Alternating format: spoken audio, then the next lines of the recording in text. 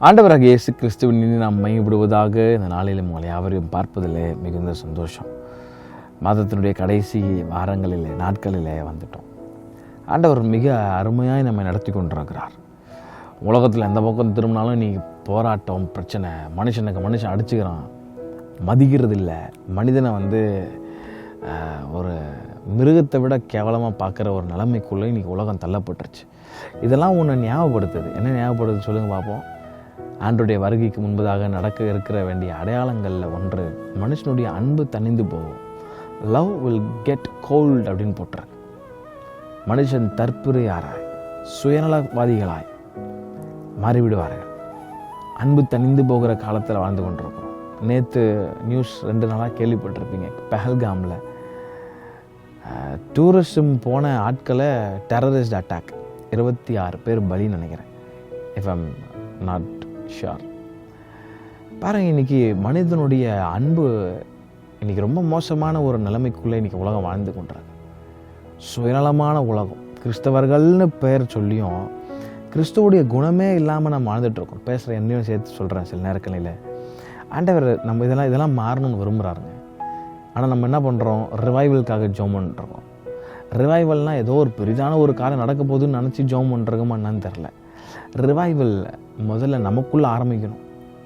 எழுப்புதல் என்பது அது வேற எங்கேயும் ஆரம்பிக்கப்படுகிற ஒன்றல்ல. எழுப்புதல் நம்ம இருதயத்தில் முதல்ல ஆரம்பிக்கணும். Revival begins with repentance always.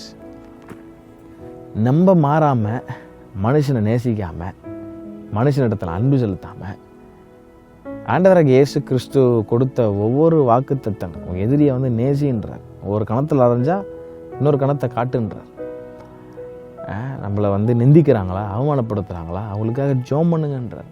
ஆனால் இன்றைக்கி எல்லாமே ஆப்போசிட் ஆகிடுச்சு. இன்றைக்கி பெரிய பெரிய என்ன சொல்கிறது, கட்சிகள்லாம் ஆரம்பிச்சிட்டோம். இன்றைக்கி கிறிஸ்தவர்கள் எதிர்க்கிறாங்களா, நாங்கள் போராடுறோம் அப்படின்னு உண்ணாவிரத போராட்டம் தான் என்னென்னமோ பண்ணுறோம் இன்றைக்கி.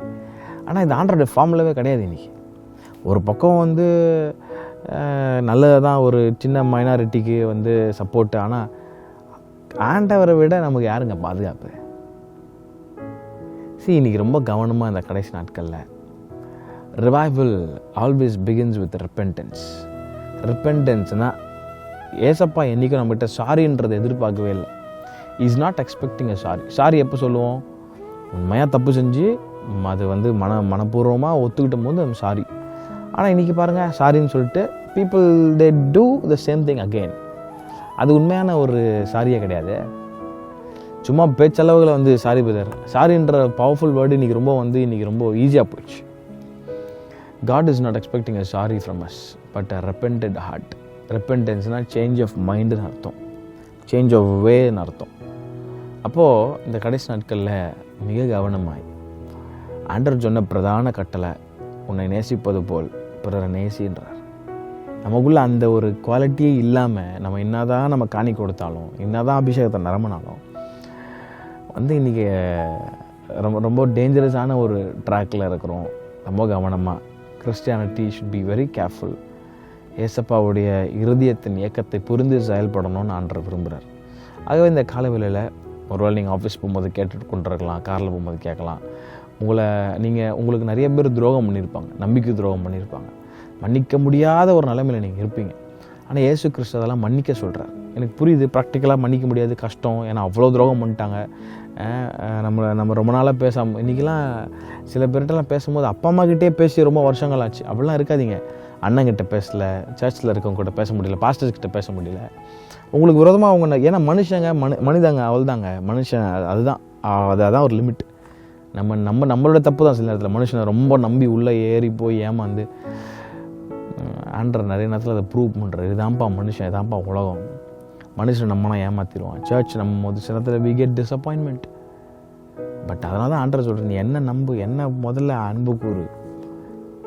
இயேசு கிறிஸ்து உங்கள் இருதயத்தில் இருப்பார். ஆனால் நீங்கள் ஆப்போசிட்டாக நீங்கள் இருக்க மாட்டீங்க.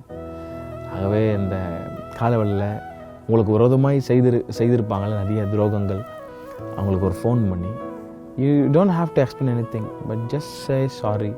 ஏன்னா ஆண்டவர் சொல்கிறாரு, நீ மற்றவனுடைய குற்றங்களை நீ மன்னிக்கும் போது நான் உன் குற்றத்தை மன்னிக்கிறேன்றார் ஆண்டவர். அன்பு தணிந்து போகிற இந்த காலங்களில் இயேசு கிறிஸ்துவின் அன்பை பகிர்வோம். இயேசு கிறிஸ்துவின் வருகைக்கு ஆயத்தப்படுவோம், பிறரை ஆதாயப்படுத்துவோம். கர்த்தர் தாமே நம் யாவரையும் ஆசீர்வதிப்பாராக. ஆமென்.